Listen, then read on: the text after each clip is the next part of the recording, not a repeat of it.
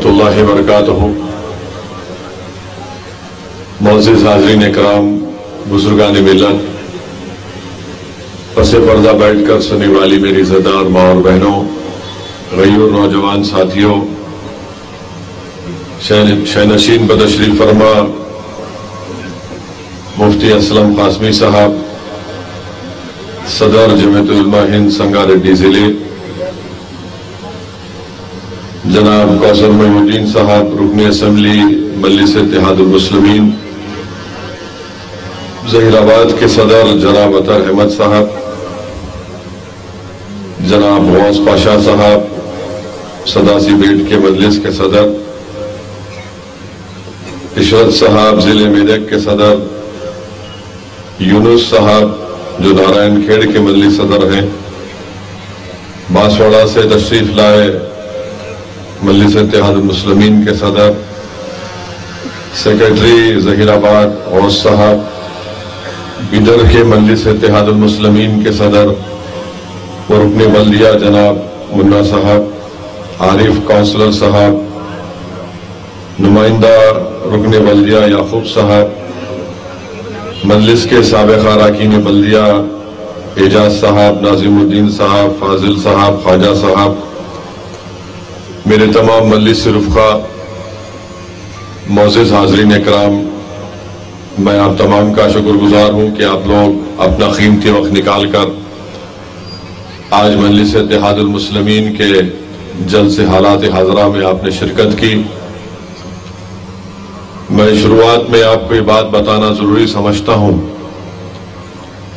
कि आज हमारी आंखों के सामने और बल्कि सारी दुनिया के सामने जो बर्बरियत के मज़ाहिरे आप और हम और सारी दुनिया देख रही है कि फलस्तीन की सरजमीन पर, जहां पर मासूम फलस्तीनियों के खून से गाजा की सरजमीन को लाल किया जा रहा है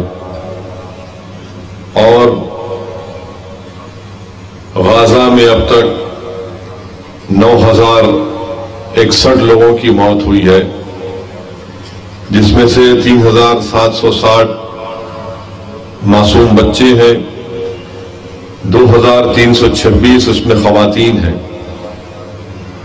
यानी 9,000 में जो लोगों की मौत हुई है इजराइल जालिम हुकूमत की बमबारी और उनकी फौजी कार्रवाई से, 9,061 लोगों की मौत, जिसमें 3,760 बच्चों की मौत हुई है, 2,326 खवातीन की मौत हुई है। आप अंदाजा लगाइए कि पिछले 11-12 दिन से ये बर्बरियत फलस्तीनियों पर की जा रही है और खास तौर से मगरबी ममालिक जो सारी दुनिया को ह्यूमन राइट्स का दर्ज देते हैं, आज वो अंधे बन चुके हैं, बहरे बन चुके हैं। इन मासूम फलस्तीनियों पर जो जुल्म हो रहा है उस पर मगरबी दुनिया खामोश तमाशाई बनकर उनको देख रही है। अफसोस होता है कि यही मगरबी दुनिया अगर किसी एक जानवर पर कुछ हो जाता है तो उसका बड़ा इशू बनाते हैं। यूक्रेन में रशिया ने हमला किया यूक्रेन पर, तो पूरी मगरबी दुनिया रशिया के खिलाफ खड़ी हो गई, यूक्रेन के साथ आकर ठहर गए। मगर जब वही फलस्तीनियों पर पिछले 75 बरस से इजराइल उन पर जुल्म कर रहा है तो मगरबी दुनिया खामोश बैठी हुई है और आज 9,000 के करीब फलस्तीनियों को कत्ल कर दिया गया। 10,000 से ज्यादा बिल्डिंगों को डिमोलिश कर दिया गया जो बमबारी के जरिए। 21 लाख की आबादी गाजा पट्टी का इलाका है, जिसमें से 10 लाख लोग आज बेघर हो चुके हैं। आज हम यहां आराम से बैठे हैं संगारेड्डी के इस ग्राउंड में, मगर आप थोड़ी देर के लिए सोचो कि ना उनके पास पीने का पानी है, ना खाना है। 36 अस्पताल गाजा में है, जिसमें से 16 इजराइल ने बमबारी करके उनको बर्बाद कर दिया। 50,000 खवातीन हामिला हैं और उनके लिए दवाएं नहीं है। मासूम बच्चे, ज़ईफ लोग जब जख्मी होते हैं इजराइल के जुल्म या बमबारी की वजह से, तो डॉक्टर्स उनका इलाज बगैर एनेस्थीसिया के करते हैं, बगैर लाइट के करते हैं। मामूली से लाइट लगाकर पेशेंट का इलाज करते हैं। मेरे अजीज दोस्तों और बुजुर्गों, आप अंदाजा लगाइए कि डॉक्टर अगर इलाज कर रहा है, तो मैं एक वीडियो देखा जिसमें एक नर्स है किसी एक मरीज का इलाज कर रही है, तो जब उसके सामने से एक स्ट्रेचर पर एक बच्ची को लेकर जा रहे थे कि जख्मी हुई है, वो नर्स ऐसा नजर उठाकर देखकर चीख मारती है कि मेरी बेटी है और दौड़ती है अपनी बेटी की तरफ। सहाफी है, सारी दुनिया को बता रहे हैं इजराइल जो जुल्म कर रहा है, मगर एक अल जजीरा के सहाफी के नजारे आपने और दुनिया ने देखा कि उसको जब बताया जाता है कि उसके 2 बेटों की और उसकी बीवी की मौत हो गई है। अंदाजा लगाइए अजीज दोस्तों कि 75 साल से गाजा में, वेस्ट बैंक में, ईस्ट जेरूसलम में यहां पर फलस्तीनियों पर जुल्म हो रहा है और अब तो हद हो चुकी है। अफसोस होता है कि लोग ये समझ रहे हैं कि इन मासूम फलस्तीनियों को मार देने से इनके हौसले खत्म हो जाएंगे, ये जिद्दोजहद नहीं करेंगे एक आजाद फलस्तीन मुल्क के लिए, तो दुनिया गलत समझ रही है। अब कोशिश ये की जा रही है कि गाजा के इन फलस्तीनियों को मिस्र में सीनाई के सहरा में उनको ढकेल दिया जाए ताकि पूरे गाजा को खाली कर दिया जाए। अफसोस होता है उन तमाम मुस्लिम ममालिक पर जिनके पास अल्लाह ने उनको बड़ी दौलत दी, क्या क्या नहीं दिया, मगर उसके बावजूद भी आज कोई बोल नहीं सकता। मगर मुझे यकीन है कि इंशाअल्लाह ताला अल्लाह सुब्हानहू ताला उनकी मदद करेगा। और दुनिया में हम देख रहे हैं कि ना सिर्फ हमारे वतन में बल्कि अमेरिका के बड़े बड़े शहरों में हजारों की तादाद में लोग फलस्तीनियों की ताईद में इजराइल की जुल्म और बर्बरियत के खिलाफ एहतजाज कर रहे हैं। अमेरिका के बड़े बड़े शहरों में, बरतानिया में, लंदन में करीब 3-4 लाख का जुलूस निकला। वहां पर लोग रोडों पर निकल कर आ गए। तो आज भी दुनिया में इंसाफ पसंद लोग मौजूद हैं और मगरबी ममालिक के हुक्मरान तो इजराइल को खुली छूट दे चुके हैं कि फलस्तीनियों पर जुल्म करो। उनकी जमीन को इजराइल ने कब्जा किया 75 साल पहले। आज ही के दिन, आज 2 नवंबर को 1918 को बाल्फोर डिक्लेरेशन हुआ था। पहली जंग अजीम के बाद बरतानिया का एक मिनिस्टर बाल्फोर ने इस जमीन को इजराइलियों के हवाले किया था और उसके बाद धीरे धीरे धीरे धीरे खामोश तरीके से वहां से फलस्तीनियों को भगाया गया, मारा गया। फिर 48 में नखबा हुआ, जिसमें नखबा में 7 लाख फलस्तीनियों को बेघर कर दिया गया, अपने मुल्क से निकाल दिया गया उनको। आज आप देखते हैं कि सिर्फ वेस्ट बैंक में, गाजा में और थोड़े ईस्ट जेरूसलम में फलस्तीनी रहते हैं। इस दुनिया में अगर किसी पर जुल्म हो रहा है तो सबसे ज्यादा जुल्म फलस्तीनियों पर हो रहा है। इस पूरी अल्लाह की बनाई हुई दुनिया में अगर सबसे कोई बहादुर कौम है तो फलस्तीनी है, जिन पर एक सुपर पावर है इजराइल, एक न्यूक्लियर पावर है। 75 साल से उनको मार रहा है, पीट रहा है, मगर वो फलस्तीनी हार मानने का नाम नहीं लेते। मेरे अजीज दोस्तों और बुजुर्गों, मैं ये जरूरी समझता था कि आपके सामने इन फलस्तीनियों का जिक्र करूं ताकि कम से कम हम यहां बैठकर सारी दुनिया को बता सके कि हम भी फिक्रमंद हैं। हम मजम्मत करते हैं इजराइल के जुल्म की, उसकी बर्बरियत की। हम मजम्मत करते हैं मगरबी ममालिक की इजराइल जैसे जालिम हुकूमत की तायीद की। जेनोसाइड इजराइल कर रहा है, नस्ल कशी कर रहा है गाजा में।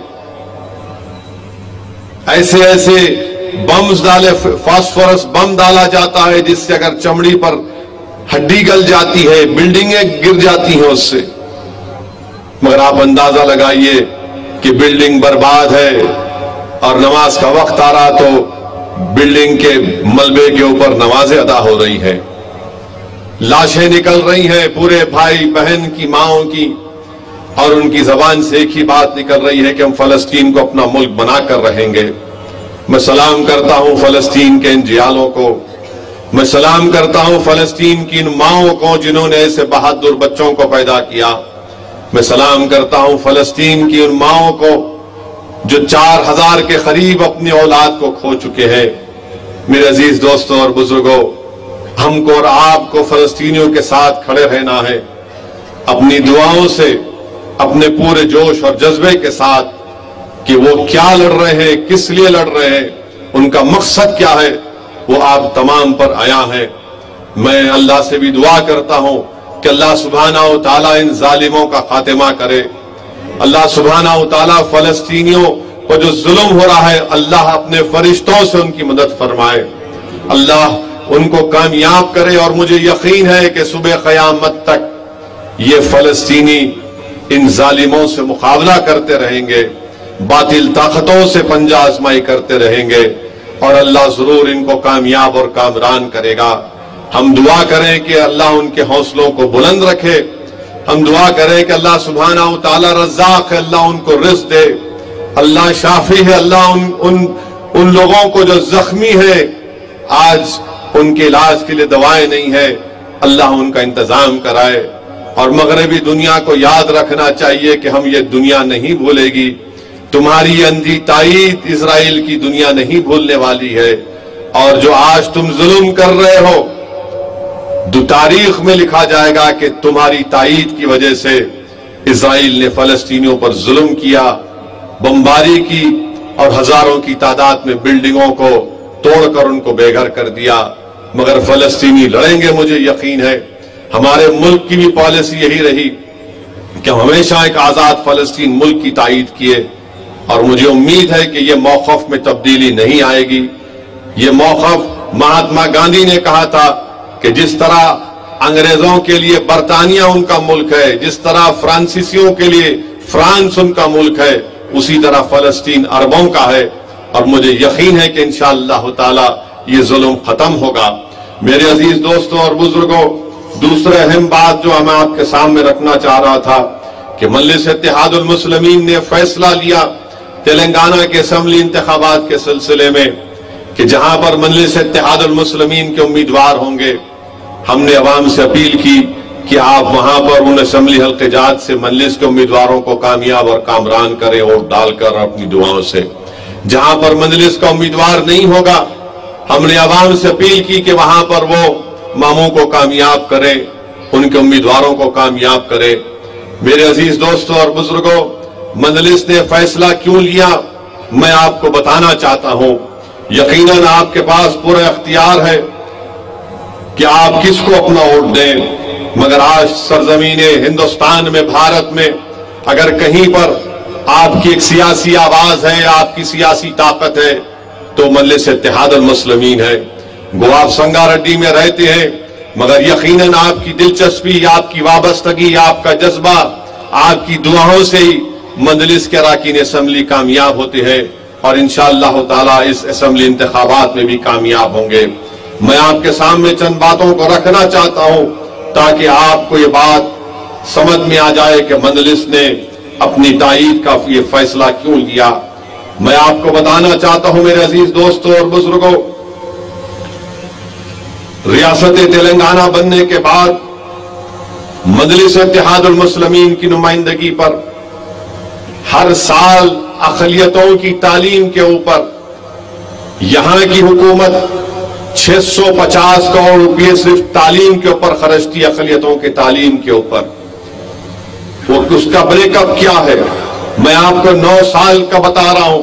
9 साल में प्री मैट्रिक स्कॉलरशिप में 475 करोड़ रुपए खर्च किए गए।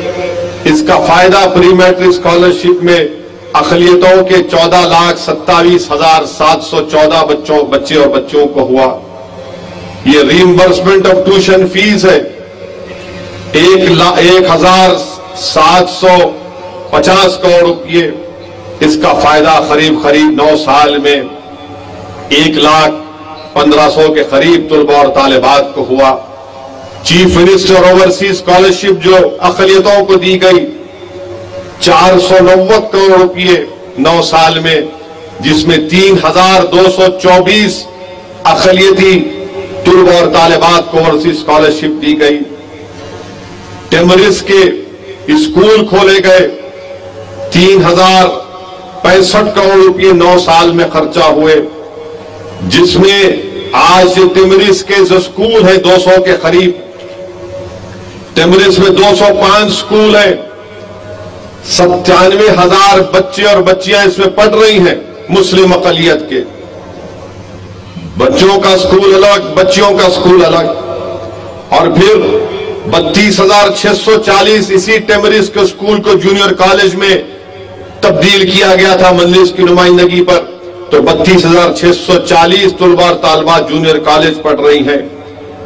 80,000 तलबा और तालिबात इस टेमरिस के स्कूल से मुस्लिम अक़लियत के पढ़कर निकल गए हैं। और आपको जानकर खुशी होगी कि ये जो मैं आपके सामने आदाद व शुमार रख रहा हूं, आप जाकर देख ले सकते हैं कि इस 80,000 जो बच्चे पढ़कर निकले हैं, इसमें से JEE मेन में 99 बच्चे कामयाब हुए, JEE एडवांस में 9, MBBS में 11, BDS में 100 और अदर कोर्सेज में 129, तेलंगाना की एमसेट इंजीनियरिंग में 1500, तेलंगाना के एमसेट में जो दूसरा एग्रीकल्चर का वो दूसरा होता है बी फार्मेसी का, उसमें 1860, क्लैट में 11, तेलंगाना के लॉ सेट में 150, CUET में 7, TSD सेट में D.Ed में 13, निफ्ट में 1, HCL टेक बी में 31, CA फाउंडेशन में 2, CS फाउंडेशन में 9, CMA में 7, IIIT RG UKT में 17, पॉलिस सेट में 1590। यानी जो 80,000 बच्चे पढ़कर निकले, उसमें से इन तमाम 17 कोर्सेज में 5,450 बच्चे और बच्चियां इन कोर्सेज में दाखिला लिए। ये मजलिस इत्तेहादुल मुस्लिमीन की नुमाइंदगी पर यहां पर तेलंगाना की हुकूमत ने किया। फिर CEDM में 14 करोड़ रुपए 9 साल में दिए गए, जिसमें फायदा अक़लियतों को, ज्यादा मुस्लिम अक़लियत को 39,310 को फायदा हुआ।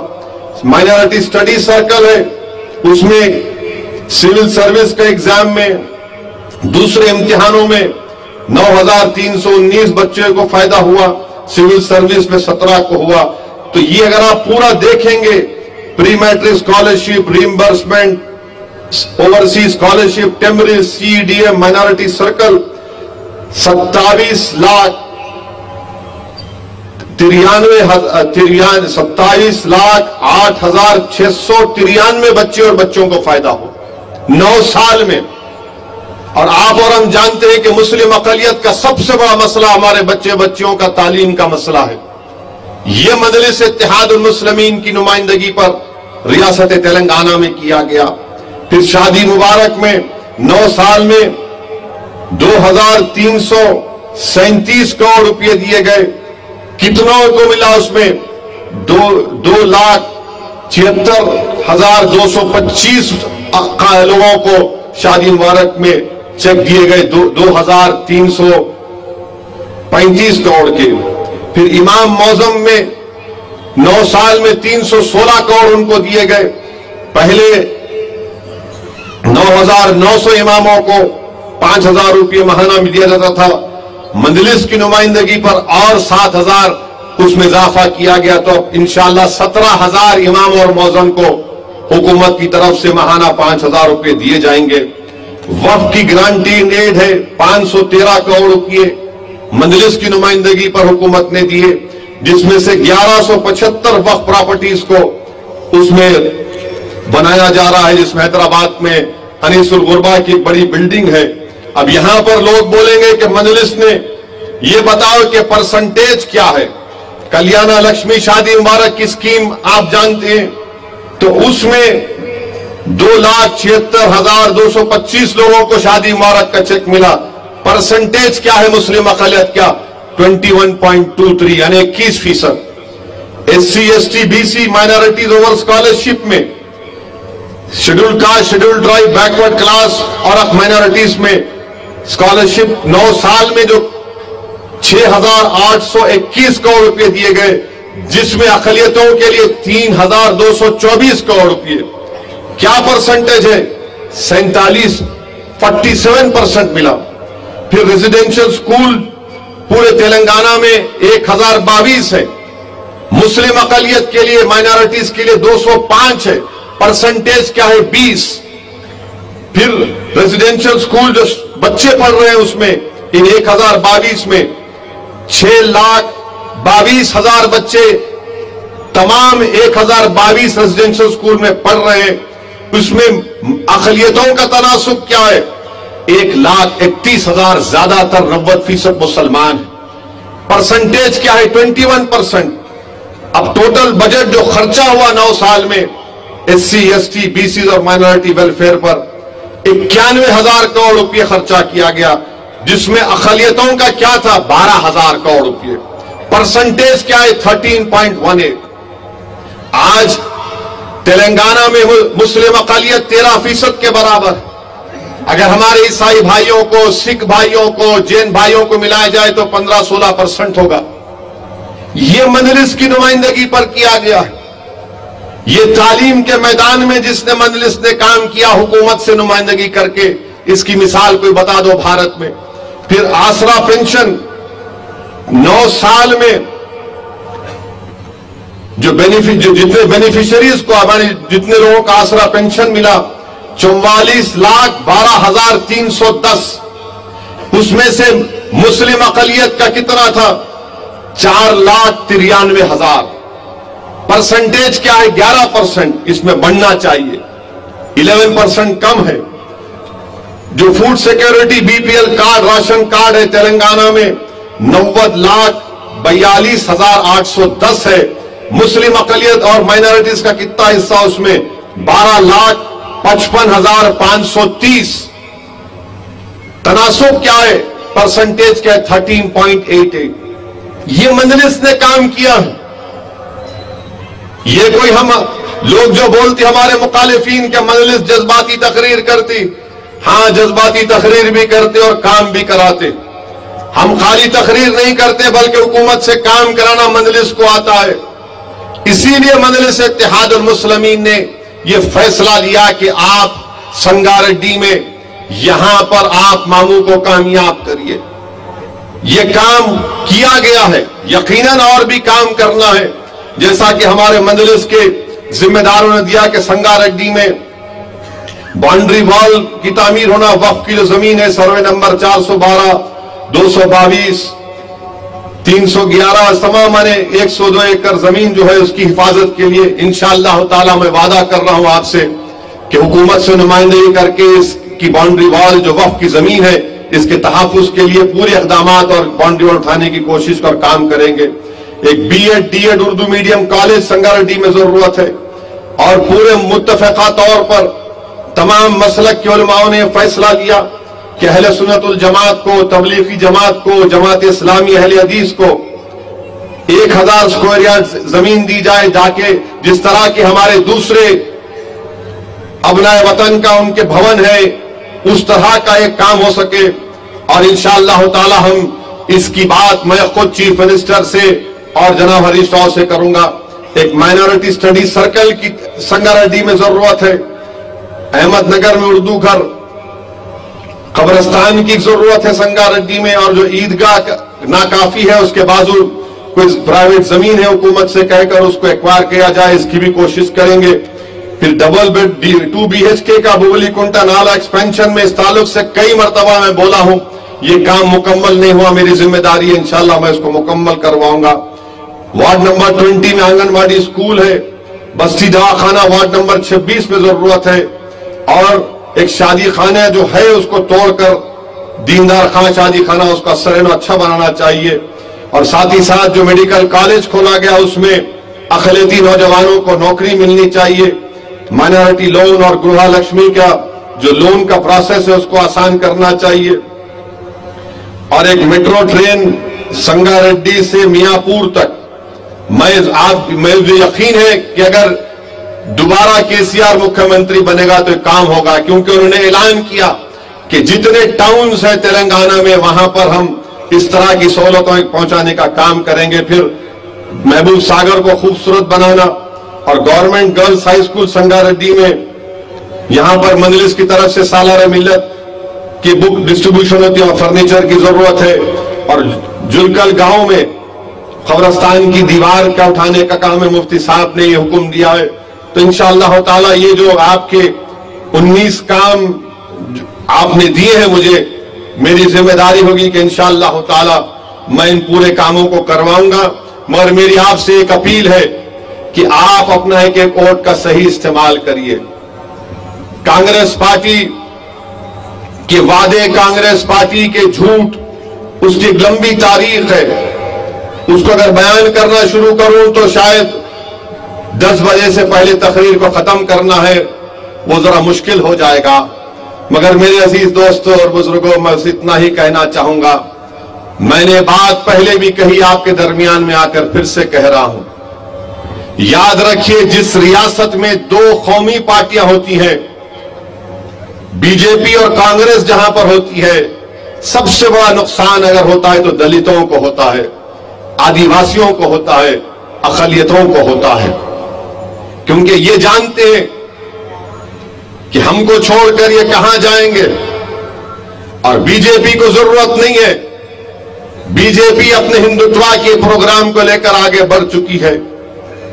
जहां पर तीसरी कुव्वत होगी तो बैलेंस ऑफ पावर आपके हाथ में होता है, कुव्वत आपके हाथ में होती है, तवाजुन आपके हाथ में होता है। अगर 2 पार्टी कौमी पार्टियां रहेंगे, मुझे अल्लाह सुब्हानहू तआला ने मौका दिया मुल्क के कोने कोने में जाने का। मैं मध्य प्रदेश को जाकर देखा, राजस्थान को जाकर देखा, बड़ी बड़ी रियासतों में जाकर देखा। वहां पर यही देखने में आता कि जहां पर 2 कौमी पार्टियां होती हैं वहां पर अक़लियतें को बर्बाद कर दिया जाता है। आप बोलेंगे उत्तर प्रदेश में समाजवादी है, समाजवादी अब नहीं रही, समाजवादी पार्टी नहीं रही, उसकी ताकत कुव्वत खत्म हो चुकी है। मेरे अजीज दोस्तों और बुजुर्गों, इसीलिए आपसे कह रहा हूं कि यहां हमारे पास एक तीसरा प्लेयर है, यहां हमारे पास मजलिस एक चौथा प्लेयर है आपका। इस बैलेंस को बरकरार रखिए। वोट देना आपका काम है, आपको समझाना, आपसे गुजारिश करना, आपको बताना मेरा फरीजा है, मैं आपको बता रहा हूं। अगर 2 कौमी पार्टी बन जाएंगे तो याद रखिए हम इनके पैरों का फुटबॉल बन जाएंगे। ये सिर्फ हमसे डरा डरा कर वोट हासिल करते रहेंगे। ये जो काम आप देख रहे हैं, 210 रेजिडेंशियल स्कूल, 205 रेजिडेंशियल स्कूल में अगर आज 1,30,000 बच्चे बच्चियां पढ़ रहे हैं तो मैं चैलेंज कर रहा हूं कांग्रेस और बीजेपी को, बताओ तुमने काम किया कहीं रियासत में? राजस्थान में कांग्रेस की सरकार है, कितने रेजिडेंशियल स्कूल है? 1। कितना बजट है अक़लियतों का? इस साल 250 करोड़। तेलंगाना में कितना है? 2200 करोड़। क्यों यहां पर एक तीसरा प्लेयर है?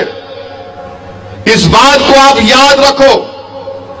अगर ये 2 कौमी पार्टी के आप जाएंगे नहीं, कर्नाटका में क्या हो रहा? कर्नाटका में जब से कांग्रेस आई वहां पर बिजली नहीं है, वहां पर किसानों को पानी नहीं है। रिजर्वेशन बीजेपी ने निकाला, 6 महीने में कानून नहीं बना सके कि दोबारा मुसलमानों को रिजर्वेशन दिया जा सके कर्नाटका में। जज्बात से खेलते रहेंगे, हमारे बच्चों का मुस्तकबिल बर्बाद हो जाएगा। और जब कभी भी कांग्रेस इख्तिदार में थी, आंध्र प्रदेश में फसादात होते रहे। इसी जमीन पर फसाद हुआ, संगारेड्डी में, हैदराबाद में फसाद हुआ। हर साल में कुछ ना कुछ होता, मगर अल्हम्दुलिल्लाह पिछले 9 साल से तेलंगाना में अमन है। तेलंगाना तरक्की कर रहा है, यकीनन और करना है किसानों के लिए, गरीबों के लिए। मैं ये नहीं कह रहा हूं कि पूरा काम हो गया, बहुत करना है, मगर अगर आप मजमूई तौर पर देखेंगे तो तेलंगाना में काम हुआ है। इस काम को लेकर आगे बढ़ना है। कांग्रेस जहां प्रदेशों में है वहां पर फसाद होता। आप बोलेंगे मिसाल दो, राजस्थान की मिसाल ले लो। जुनैद नसीर को राजस्थान में घाटमीका से किडनैप करके हरियाणा ले जाकर उनको जिंदा जला दिया जाता है। वहां का चीफ मिनिस्टर नहीं जाता। उन घर वालों से मिलने के लिए मैं हैदराबाद से निकलकर दिल्ली से गाड़ी में जाता हूं, जुनैद और नसीर के घर में जाकर मिलता हूं। वहां का कांग्रेस का चीफ मिनिस्टर कब गए? अशोक गहलोत 25 दिन के बाद गए, जिंदा जला दिए थे जुनैद नसीर को। कितने पैसे दिए? 5 लाख रुपए। 15 लाख बोले, 5 लाख मिले अभी तक। और वही एक और टेररिस्ट का वाकया हुआ था। किसी लोगों ने जाकर एक कन्हैया लाल, एक टेलर को उसका कत्ल कर दिया, 50 लाख दिए। अच्छा कह रहे, यहां भी देना था। जुनैद नसीर को मारने वाले भी टेररिस्ट है, कन्हैया लाल को जो मारा वो टेररिस्ट है। ट्रेन में, जयपुर की ट्रेन में वो रेलवे प्रोटेक्शन फोर्स का टेररिस्ट नाम पूछकर गोली मारता है। एक शख्स हैदराबाद बाजार घाट का है, आपके बिदर का रहने वाला था, मगर हैदराबाद बाजार घाट में रहता था। अकबर उठे असेंबली में और चीफ मिनिस्टर से, हुकूमत से मुतालबा किया कि हैदराबाद का रहने वाला है, इसकी बेवा है और 3 मासूम बच्चे हैं। हुकूमत ने एक्स ग्रेशिया का ऐलान किया, उन बच्चों के अकाउंट में पैसे जमा करवाए। मजलिस ने मुतालबा किया, उस बेवा को नौकरी का लेटर मिला, 2 BHK का घर मिला। उसमें एक मरने वाला राजस्थान का था। पूछो जाके आप उसको क्या मिला? राजस्थान में कांग्रेस की सरकार है, पूछो आप, मालूम करो क्यों नहीं दिए, क्यों नहीं दिए? कुछ नहीं दिए। वो पुकार पुकार कर थक गई बेवा राजस्थान में। यहां हैदराबाद में, तेलंगाना में आपकी एक पार्टी है मजलिस। यहां पर 2 कौमी पार्टियां नहीं है, एक तीसरा प्लेयर है जिसका नाम KCR है। बैलेंस ऑफ पावर आपके हाथ में है, आपके हाथ में हर चीज है। इसीलिए फौरन हुकूमत ने काम किया। राजस्थान में क्यों नहीं किया? बताओ मेरे को, आप बताओ, पूछो आप, अपने आप से सवाल करो। आप वोट डालने से पहले सेक्रेटेरिएट की मस्जिद को शहीद किया गया, गलत हुआ।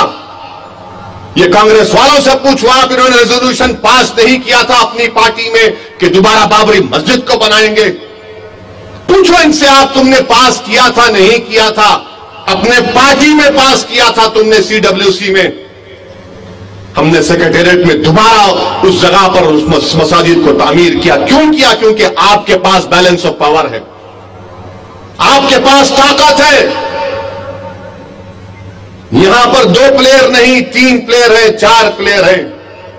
कुव्वत आपके पास है, इसीलिए आप काम करवा रहे हैं। ये कांग्रेस आएगी तो 1-2 कौमी पार्टियां अकलियतों को बर्बाद कर देंगे, बड़े बड़े वादे करेंगे, कुछ नहीं करेंगे। राजस्थान में जाकर देख लो आप, राजस्थान में 60% मुस्लिम बच्चे एनीमिक हैं, खून की कमी है उनके पास। मैं स्टडी करवाया पूरी, बड़े बड़े माहिरीन को बिठाकर रिपोर्ट तैयार किया। आप बताइए क्या हो रहा है वहां पर? मगर यहां पर इनके बड़े बड़े लोग आते हैं, बुलंदबांग दावे करते हैं। इनके एक लीडर आए, राहुल गांधी, प्यारे ने आकर कह दिया कि KCR ने इतना पैसा लिया, हम आके वापिस कर देंगे। माने ये मोदी 2 हो गया। ये 2014 में मोदी बोले थे 15 लाख हर एक के अकाउंट में डालूंगा। वो 15 लाख की जगह 15 पैसे नहीं आए तो इन्हों बोले भाई उसका डायलॉग मैं मार लेता हूं। तो इन्हों भी बोल रहे मैं आऊंगा, मैं निकाल लूंगा। ये जो काम जो मैं आपके सामने रखा हूं, बताइए ये काम किसके फायदे किसका फायदा हो रहा है? किसके बच्चे पढ़ रहे हैं? गरीबों के बच्चे पढ़ रहे हैं। उन गरीबों के बच्चे पढ़ रहे हैं जिनके मां बाप ऑटो ड्राइवर हैं, ठेला बंडी पे तरकारी बेचते हैं, फ्रूट बेचते हैं। चंद्रायन गुट्टा में टेमरिस का स्कूल खोला गया, वहां से 3 बच्चे मेडिसिन गवर्नमेंट के महबूबाबाद के मेडिकल कॉलेज में गवर्नमेंट के मेडिकल का एडमिशन मिला। मेरे पास आए बच्चे, आके बोले साहब हमको मेडिकल कॉलेज गवर्नमेंट के मेडिकल कॉलेज में मिला, हम चंद्रायन गुट्टा के टेमरिस में पढ़ते, हमको अखराजात होना हमारे को बहुत मुश्किल है, खर्चे हैं किताबों के, रहने के। मेरा अच्छी बात है कल आओ तुम। तो उसमें से एक तीसरा बच्चा खामोश मेरे पास आकर बोला सद साहब मैं एक बात बोलूं, आप बुरा नहीं मानते? मेरा बोलो बेटा। बोले साहब मैं हिंदू हूं, मुसलमान नहीं हूं, मेरे को भी देते क्या आप? उसके आंख में आंसू थे। मैं उठा, उसका हाथ पकड़ा, बोला बेटा तू गरीब का बेटा है, तेरा बाप क्या करता है? बोले मेरा बाप मैकेनिक है। मेरे ख्याल से वो करीमनगर जिले का था बच्चा। मेरा तू भी आकल। उन तीनों को मंजलिस ने अपने ट्रस्ट से 1-1 लाख रुपए दिए। ये हम नहीं देखे कि कौन हिंदू मुसलमान ने दिए, वो दिए तो मालूम हुआ कहीं पर आदिलाबाद या आरमूर के 2 बच्चियां दूसरे दिन आ गए, हम क्या बुरा किए? मैंने आपका क्या हुआ? बोले हमको ही मिला। बोला तुम भी लो, हम तो पढ़ाना चाहते। मेरा मानना यह है कि जब तक भारत में दलित मुसलमान आदिवासी पढ़ेंगे नहीं, आप लीडर नहीं बनेंगे। जब तक आप पढ़ेंगे नहीं, काबिल नहीं बनेंगे, आप इन जालिमों से मुकाबला नहीं कर सकते। ये मजलिस काम कर रही है, इसीलिए कांग्रेस को बड़ी तकलीफ होती है। अच्छा तकलीफ तो वही अच्छी बात है, मगर ये क्या बात है कि राहुल गांधी थोड़े पढ़े लिखे नजर आते थे मुझे, बिल्कुल ही थम्स अप निकले वो तो। असदुद्दीन ओवैसी आसाम त्रिपुरा में इलेक्शन लड़ते हैं। अरे मैं कहां गया भाई आसाम को, ना त्रिपुरा गया मैं। आप जाओ बोलो तो जाता हूं मैं, अब तो मेरे को जाना पड़ेगा। हर अनेक तोते की तरह कोई लिख दिया, इनको स्टेनोग्राफर इनको पढ़ के सुनाते। अरे अपने दिमाग पे जोर डालो, फर्स्ट फ्लोर है नहीं है? सोचो, हजरत गूगल पे जाके देखो इन्होंने असम लड़े नहीं लड़े, त्रिपुरा लड़े नहीं लड़े। नहीं, मंजलिस को पैसे मिलते हैं, बीजेपी पैसे देती मंजलिस को। राहुल गांधी तुम नहीं जानते हम लोगों को, हम रसूल अल्लाह सल्लल्लाहु अलैहि वसल्लम की उम्मती हैं, हम उनके गुलामों के गुलाम हैं। और जमीर बेचना, ईमान बेचना दौलत के लिए हमारी फितरत में नहीं है। शायद तुम्हारे साथ जितने हैं वो करते होंगे, मगर हम आका के उम्मती हैं। हमारे पास जो दौलत है राहुल गांधी तुम्हारे पास नहीं है। हमारे पास सबसे बड़ी दौलत यह है कि हम कमली वाले को अपना आका मानते हैं, वो तुम्हारे पास नहीं है दौलत हो। तुम कौन सी दौलत की बात कर रहे हो? और दौलत की तुम बात कर रहे हो राहुल गांधी, तो क्या जब मैं न्यूक्लियर डील जब हो रही थी 2008 की, जब उस वक्त मैं खड़े होकर पार्लियामेंट में कहा था कि न्यूक्लियर डील भारत के लिए अच्छी है तो भारत के मुसलमानों के लिए भी अच्छी होगी, उस वक्त तुमने कितने पैसे दिए थे बताओ राहुल गांधी? जब किरण कुमार रेड्डी के गवर्नमेंट के खिलाफ नो कॉन्फिडेंस मोशन लाया गया, मजलिस से कहा गया तायीद करो, हम तायीद किए थे, कितने पैसे तुमने दिए? बताओ राहुल गांधी, जब प्रणब मुखर्जी का प्रेसिडेंट का सदर जमहूरिया का इलेक्शन था तो तुम्हारी मां ने, डॉक्टर मनमोहन सिंह ने और मरहूम अहमद पटेल साहब ने मुझसे यूपीए की मीटिंग में रुकने कहा, उसका कि जाकर आपके दोस्त को समझाओ।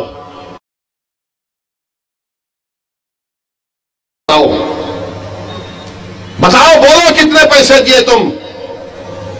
और तुम अपना इलेक्शन हार गए तो कितने पैसे लेके इलेक्शन तुम हारे राहुल गांधी अमेठी में? तुम 2014 हार गए, 2019 हार गए, तुम क्या पैसे लिए थे बीजेपी से? पैसे लिए या मुफ्त में हार गए? तुम बताओ। राहुल गांधी, तुम इसलिए कहते हो क्योंकि असदुद्दीन मेरा नाम है, मेरे चेहरे पर दाढ़ी है, सर पर टोपी है, तुम इसीलिए मुझसे कहते हो पैसों से बिक जाने वाला है। मगर तुम्हारा दोस्त वो सिंधिया जो बीजेपी में चला गया, तुम उसको नहीं बोलते पैसे लिए।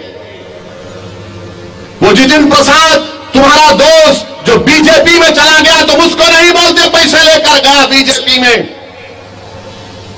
तुम्हारा एक मंत्री यूपी का बीजेपी में चला गया, तुम्हारा नाक का बाल था, तुम उसको नहीं कहते भी पैसे लिए। मगर क्योंकि मेरा नाम असदुद्दीन है, चेहरे पर दाढ़ी है, सर पर टोपी है, तो तुम पैसों का इल्जाम लगाते हो मुझ पर। लगाओ राहुल गांधी, यही सर पर टोपी पहनने वाले और चेहरे पर दाढ़ी रखने वाला तुमको बताएगा इसकी कीमत क्या चुकाना पड़ेगा तुमको। इस तेलंगाना के इलेक्शन में तुमको मालूम होगा।